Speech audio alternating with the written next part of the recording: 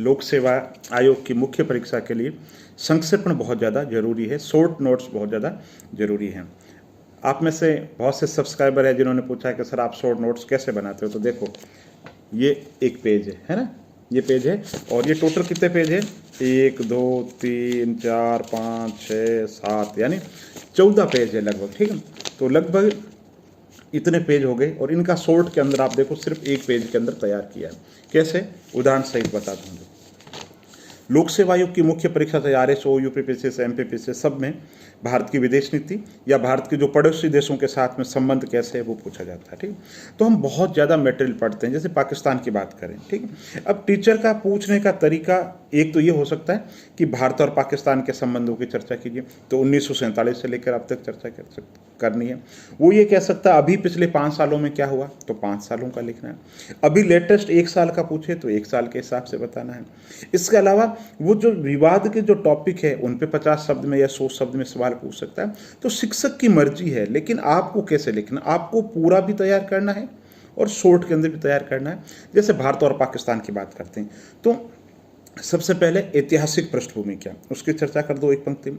फिर कहो विवाद के मुद्दे क्या है ना, तो विवाद के मुद्दे कश्मीर, सरक्रिक रेखा विवाद, सियाचिन विवाद, जल विवाद, सिंधु जल समझौता, प्रायोजित आतंकवाद, कारगिल विवाद और पुलवामा है ना हमला।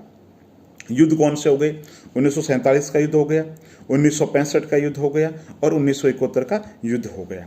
समझौते कौन से हो गए, ताशकंद समझौता हो गया, शिमला समझौता हो गया, ठीक है।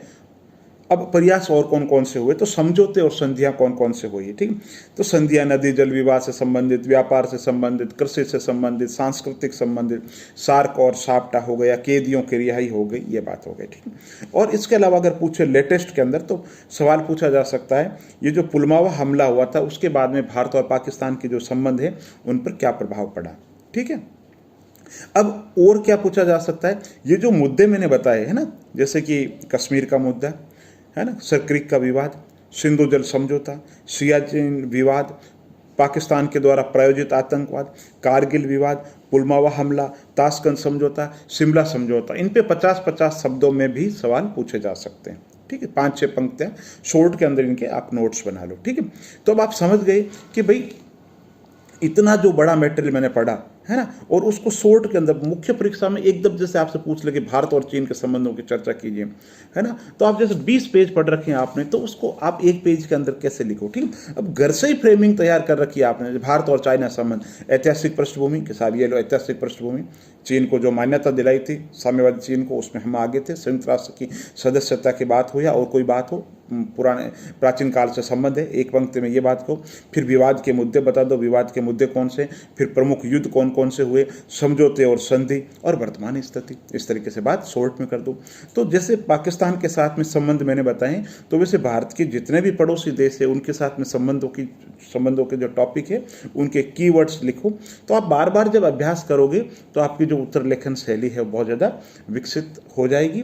तो जो 20 पेज का जो मटेरियल है ना, इसलिए मैं आपको बार बार बताता हूँ उसको शॉर्ट के अंदर लिखो, है ना। जैसे भी शिक्षक पूछे उस हिसाब से हमें उत्तर देना है, लेकिन उसके लिए हमें मेंटल एक्सरसाइज करनी है कि भाई हमें भारत और पाकिस्तान के संबंध अगर एक पेज में लिखने के लिए कहे 1947 से अब तक, तो भी हम एक पेज में लिख देंगे। हमें ये कि पिछले 1 साल में क्या हुआ, तो एक पेज के अंदर हम लिख देंगे।